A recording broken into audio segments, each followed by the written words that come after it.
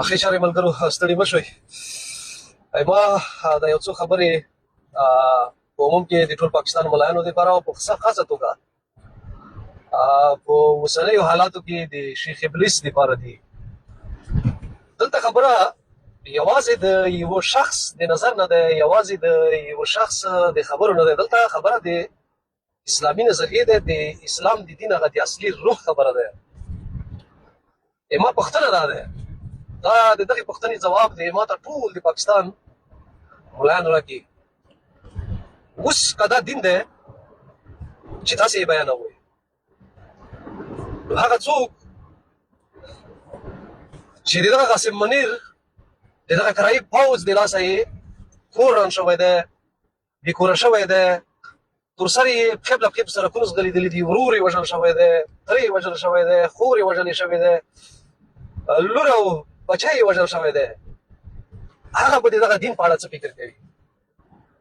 که دا د پیغمبر علیه السلام وراثت وي لکه تاسې چې وړاندې کوئ،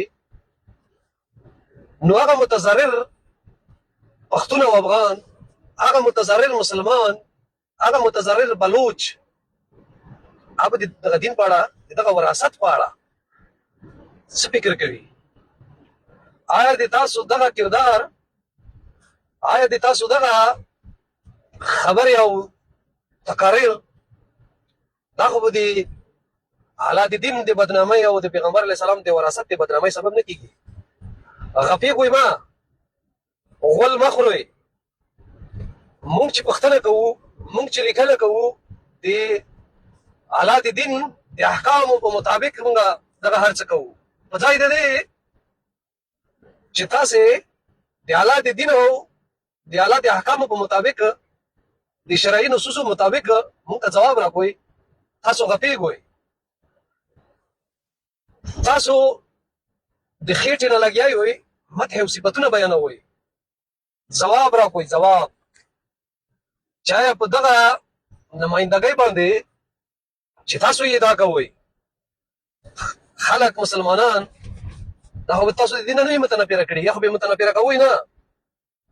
د تاسې د دغو اعمالو د وجې نه به په راتلونکي کې مسلمانان خدای مکه د دین څخه نه بیزاره کېږي. دا ډېرې ساده خبرې دي. پښتنو، افغانانو، مسلمانانو ورونو، که تاسو په دې باندې ځان نه پوهول غواړئ، که تاسو په دې باندې سترګې پټول غواړئ، نو تاسې بیا د الله پاک نه د دغه پاکستاني ملایانو، د دغه خبیثانو، د دغه ابلیسانو بندګان یوئ. نو که تاسې د الله پاک بندګان وئ، زه د دغه ابلیس شاګردانو او د دغه جمعیت والا ته، دغه د په عموم کې د پاکستان دغه دیندارې طبقې ته وایم، نو تاسې د الله د احکامو مطابق ژوند غوره کوئ، د الله د احکامو مطابق د یو چا سره دوستي وکړئ، د یو چا سره دښمني وکړئ.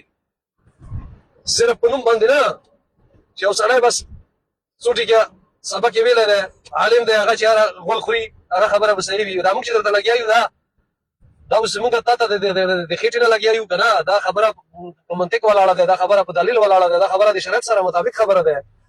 هغه خبره چې ملا یې کوي او که د هغې په مقابل کې زه د هغې نه قوي خبره د شریعت په رڼا کې کوم، هغه تا ته اکسپټیبل نه دی، ځکه چې صرف ما پټګی نه دی تړلی، صرف په ما باندې دغه نوم دی بنا دی پروت. په دې وجه باندې د دې نه دا ثابتېږي چې تاسې د الله پاک نه د دغو ملایانو بندګان د ځانونه جوړ کړي دي. دغه بندګۍ نه به راوتل وي، د الله د اصلي دین، د پیغمبر علیه السلام د اصلي وراثت ساتل او د هغې سره به ودرېدل وي. که ایمان تېرول غواړئ، نو دغه پاکستاني ملایان رد کوئ، دا د منبرونو نه راګزار کوئ. دا چې څومره په دوی باندې تنقید کولی شوئ، څومره چې دوی ذلیله کولی شوئ، څومره چې دوی سپکولی شوئ، سپکې کوئ، دې کې ثواب دی، دې کې اجر دی، والله العظیم دې کې اجر دی، والله العظیم دې کې ثواب دی، والله العظیم د دوی په خلاف خبره کول دا د آخرت ګټه ده، دا د الله پاک راضي کول دي.